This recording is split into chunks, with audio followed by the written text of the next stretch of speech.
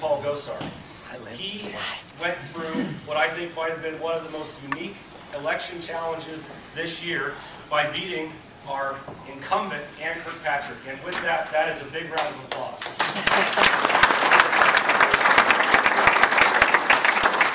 Dr. Gosar decided that it was time to stand up against the liberal agenda that was crushing not only families in Arizona and across the country, but also our businesses. We know what the impacts of the last 2 years have been to our businesses. And there are impacts that will still be coming that we aren't even aware of. The healthcare bill is an example. 1,300 pages, is that right? Roughly? Quite a few pages. I guarantee you that most of the people who voted on it didn't read it. Did you know that there's actually a real estate tax inside the healthcare bill? Most people don't know that. But I have faith that our new representative in Congress is not only going to lead us very well, but he's also committed to coming back and spending time here with his constituents.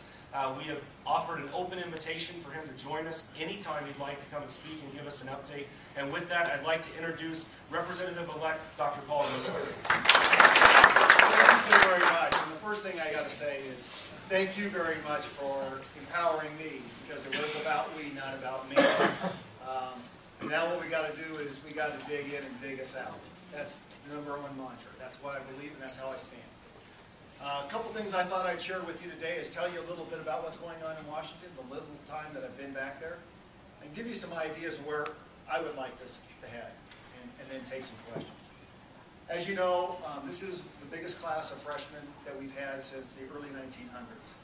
And to be frankly honest with you, no one knew how to handle it. For Republican leadership, Democratic leadership, there were 85 of us. There were people walking around, staff were just kind of looking around at us. And no one knew what to do with us.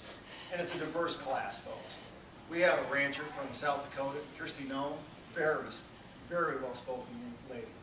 We got a pizza maker from downtown Chicago, Bobby Schilling. And boy, does he have a biting tongue. We also have an all-pro offensive tackle from the Philadelphia Eagles via New Jersey, and John Runyon. All 6'8", 310 pounds of him. And boy, I'll tell you what, he is very smart, extremely smart. 40% of this class has no legislative background. None. 2 of the members in this class, the Obama administration stripped them of their Cadillac dealerships. And they were very profitable. The #1 word that they ask when we've been getting together is why. In fact, leadership has had to answer, why do we do this? Why? Why? Why do you do it that way? It doesn't seem like that's the way it should be done. And honestly, we've actually reached a couple ideas that, frankly, leadership said, I don't know how to answer you. That's just the way we've done it. And I think that's what's great. The other thing is that this class is staying unified.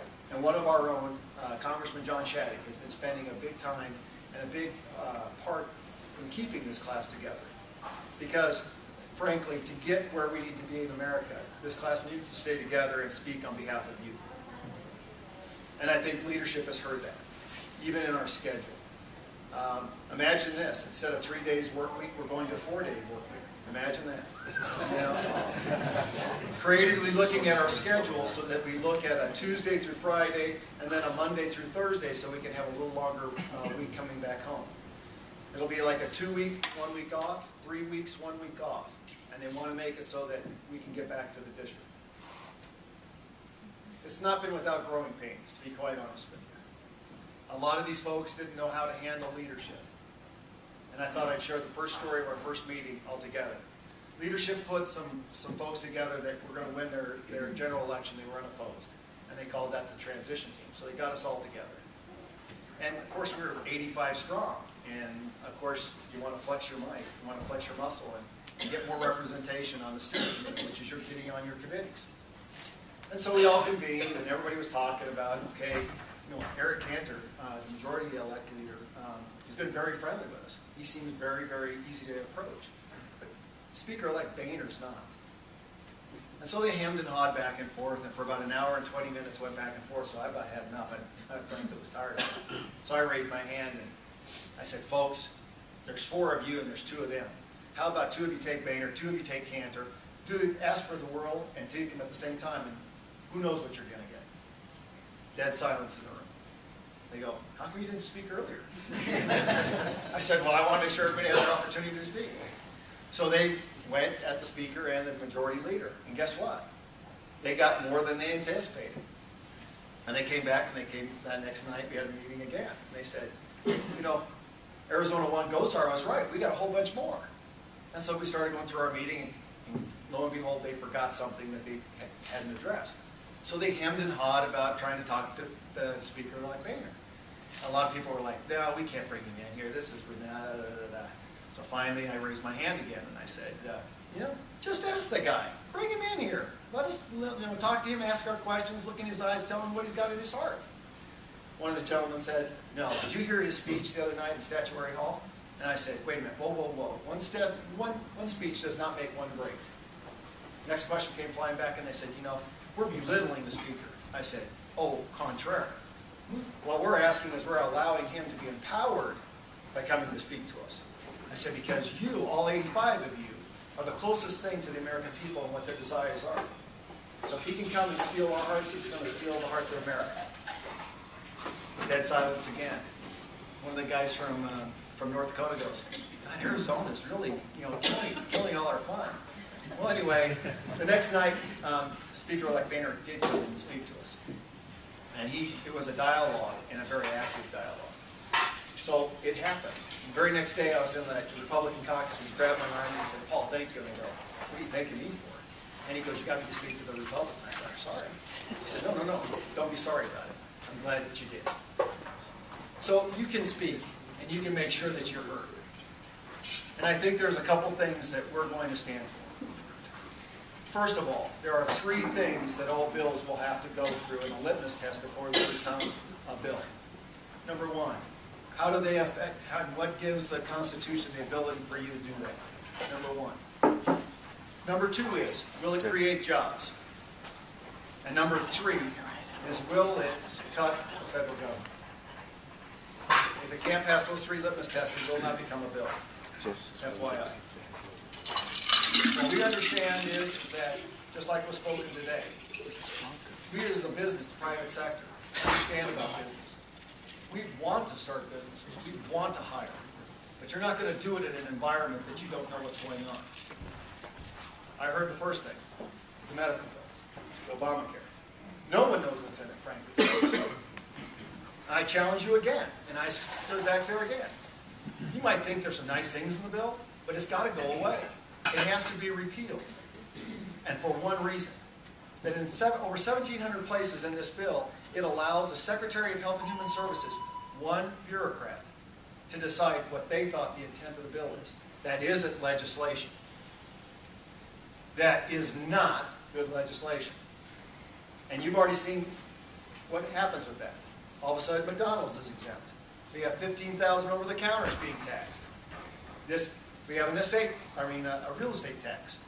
That's not legislation. Legislation should be germane to the issue. So I believe you're going to see an outright try to repeal it. And it may not happen. Number 2 is, we've got to make sure that we're keeping the tax rates low. And making sure that the federal government's budget is cut. So let me tell you how that's going to happen. Now leadership hasn't been real giving of all the intricacies and new details. But this was one of the comments. Well, how are we going to do that? Well, the chairman of the Budget Committee is none other than Paul Ryan. And Paul Ryan's comment was the following. You know, when budgets come up, I think it'd be kind of interesting. For example, the EPA.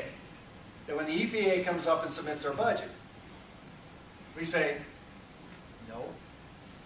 I suspect that what you'd like to do, what we'd like you to do, is go back with natural resources, energy and commerce, work out a budget with them, what you're going to do with that budget and what rules you're going to enforce, and come back and represent your budget. That's a whole change in the way we do business. And why does that come about? How many of you knew why the earmark moratorium? Well, most people didn't understand that there was an agreement that the administration never touched earmarks as long as Congress really didn't look at the oversight of the regulatory bodies with any degree of scrutiny.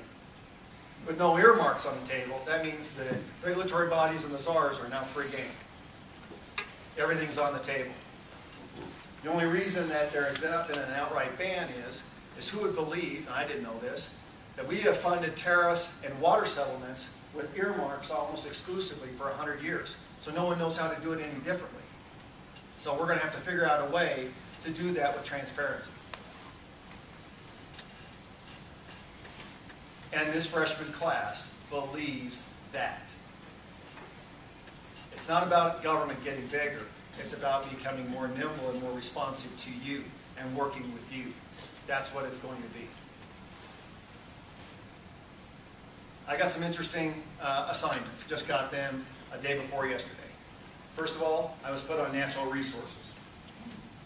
And number two, I was put on government oversight. And both of those chairmen, I think you really will like. First of all, there's Doc Hastings for natural resources. When he called me, he was giddy about me being on that committee. And the number one agenda item on our list for natural resources is Arizona. Plain and simple, Arizona. The other person that's ahead of government oversight is Congressman Darrell Issa from California. And I suggest you really start looking at Darrell Issa. He's got an attitude. And he's going to bring people forward to testify. He is going to look at all the bureaucracy, and he has subpoena power. And he knows how to use it. This is going to be flat fun. Tune in to CNN, and you'll find some happy people. The other thing that's going to go on is I'm part of the Doctors Caucus. It's been a real quiet caucus for a long period of time. And frankly, there hasn't been a dentist actively engaged in that for about 10 years. And we met on that Thursday. And their idea is to publicly involve people with a substitute for health care. And at this time, start dialoguing with people. I've asked for the first one to be right here in this state, in that town hall meeting. And I hope that it's on the San Carlos Apache tribe and the Native Nations. The reason why? They have an Indian Health Service hospital being built. I guarantee you it's underfunded. Number two is CMS just put out an edit as far as only paying for diabetics for one blood test per day. How stupid. Seriously, how stupid. A healthcare system is built on prevention and community work. And that's where I want to go. So we will be very, very active. Now, last but not least, talk about coming home. The end of the last week of January, first week of February, we have an opportunity to have 10 days. And so I will be closing my Washington office. So anybody coming back to Washington, we won't be there.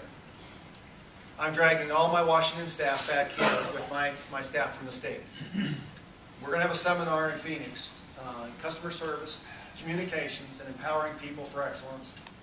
And what we're going to do is go on a road tour. This is your team. And you need to know who it is. And they are gifted. So we will start in Payson on Friday night. We'll be in Camp Verde on Saturday morning. We'll be here on Saturday, here in Prescott Valley, Chino Valley. On Sunday, we'll go over to Cottonwood. Then we'll go to Sedona. We'll go to Flagstaff. Then we'll go over to Williams. We'll go over to Tucson. We'll go to Tuba City. Then to Page. Then we'll go to Kayenta. Then we'll go to Window Rock. Then we'll go to Holbrook. Then we'll go to Show Low. Then we're going to go to the White Mountain Apache Nation. Then we're going to go back to Saffron. San Carlos Apache Tribe, Globe, the Copper Canyon cities, and end up in Casa Grande. I want you to know these people, and I want them to know you. And the detail on customer service is going to be paramount. In fact, my chief of staff will be in the state of Arizona and not in Washington, D.C. You know, you learn from the best. John Shattuck did that. And it's about customer service. The answers aren't coming from Washington, D.C., folks. They're coming from right here. And that's where we have to make that happen. Doubt me? Let's talk about it. Energy. We have the Navajo Generating Station, which has a partner who has to be out in 4 years, who wants to be out in 2 years. We have the EPA, who wants to put on additional scrubbers of $1.5 to $2 billion, making it almost financially insolvent to actually provide that power. Tell me what happens when the 5th largest city in the country doesn't have water. I want to play that game right now.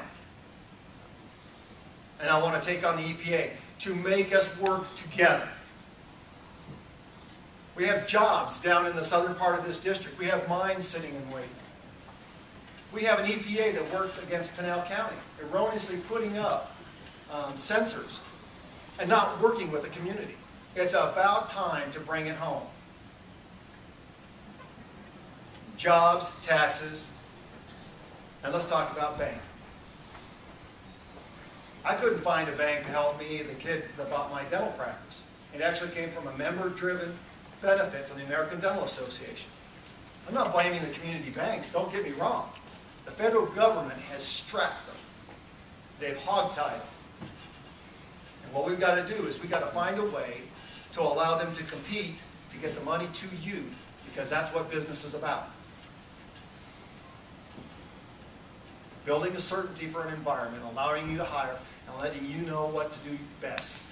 And that's deregulating, reduce the regulations, reduce taxation, making sure that you have some credit, and that get you to employ you to start investing back into America. If you dream it, you believe it, you work hard, it will come true. Folks, you got all the answers. I'd like to help you try to get that taken care of and done. Preston has always been the shining star. This whole Yavapai County has been the shining star for this whole state. Business goes through here. Let's just take it one step further. Let's piggyback. Let's take the state on our backs. Let's make it work. So, folks, 2 last things I want to leave you with. We had a policy meeting back on our second meeting back, and there were 2 things I want to highlight for you. We got an intelligence report around the world about what was happening and where there are going to be problems. And then we also had a budget, an overlook about what our federal government and the state of business in this country. Let's start with the intelligence. We have 2 crisis points coming. Most of us know which one of them is. It's Iran. The second one, most people outside of Arizona don't know what the other one is. It's actually Mexico. The gentleman that spoke is well versed. He's nonpartisan, by the way. And he said this: if anybody tells you that Arizona's lying, they're lying. He also said that President Calderon from Mexico came and spoke with President Obama. They were the only 2 in the office, in the room, and he asked for something. He has not told anybody what it is. Most intelligent people feel what he asked for was troops.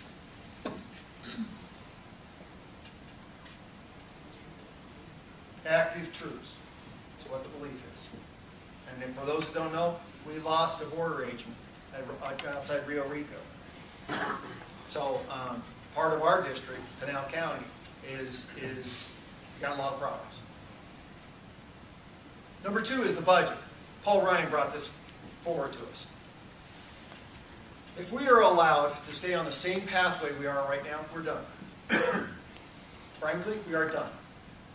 Right now, the only reason we're benefiting is our interest rates are abnormally low for this situation. We pay double, we can't pay the debt. Typically, it's 3 times that. So we have to initiate this change and build and make sure that it's the private sector that's actually building. Frankly, we have 2 years to get it done. We cannot keep doing this. I don't know where the $900 billion came from to go to the International Monetary Fund. We're pulling money from a money tree somewhere. It doesn't work that way. But we got to make this work. Teamwork.